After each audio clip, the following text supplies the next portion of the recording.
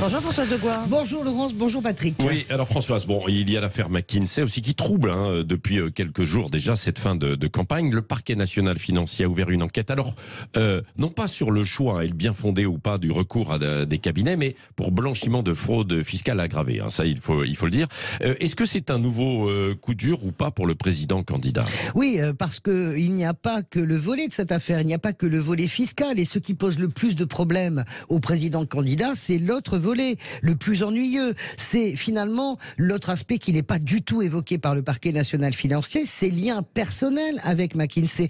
Le rôle de l'agence et des membres de l'agence dans sa campagne de 2017.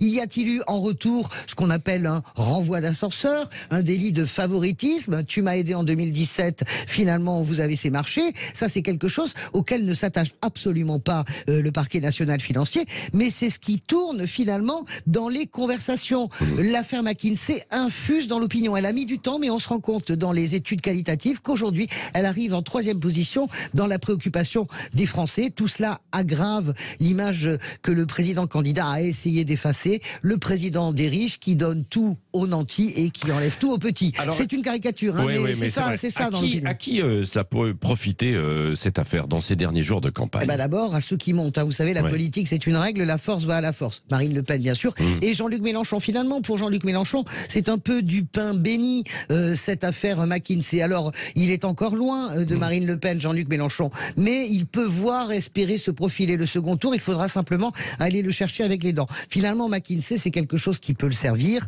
Il a toujours dénoncé McKinsey, c'est le symbole de tout ce qu'il dénonce. Le libéralisme, la mondialisation, les technos qui prennent le pas sur l'humain, le cercle des nantis et le cercle de l'entre-soi. Donc finalement, Jean-Luc Mélenchon pourrait bénéficier de cet effet McKinsey, si tant est qu'il y en ait un. Il a une dynamique qui avait démarré juste un petit peu auparavant, quoi. Donc oui, c'est ça. Il ne fait que monter inexorablement. Il est loin encore de Marine Le Pen. Il est encore loin de ce second tour, mais 4 points, ça n'est pas peut-être si irrattrapable que ça dans les 4 jours qui viennent. Oui, d'autant que, évidemment, comme il y a beaucoup d'indécis, et il sait qu'il peut essayer d'aller piocher dans ces indécis. Voilà, 58%. Avec le fameux vote utile, comme vote il utile, dit. et 58% Est-ce qu'il y en a d'autres à qui, éventuellement, et par exemple à gauche, est-ce que ça peut essayer de leur profiter d'une manière ou d'une autre? Anne Hidalgo, c'est plus compliqué.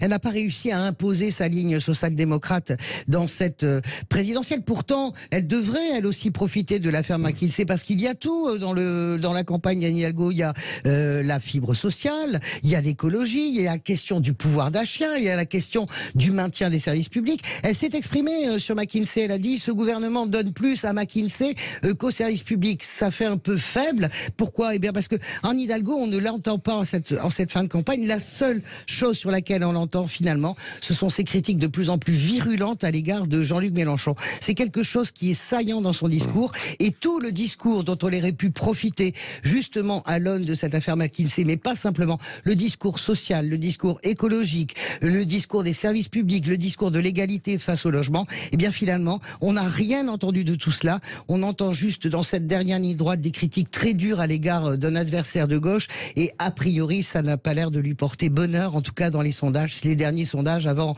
le vote dans 4 jours.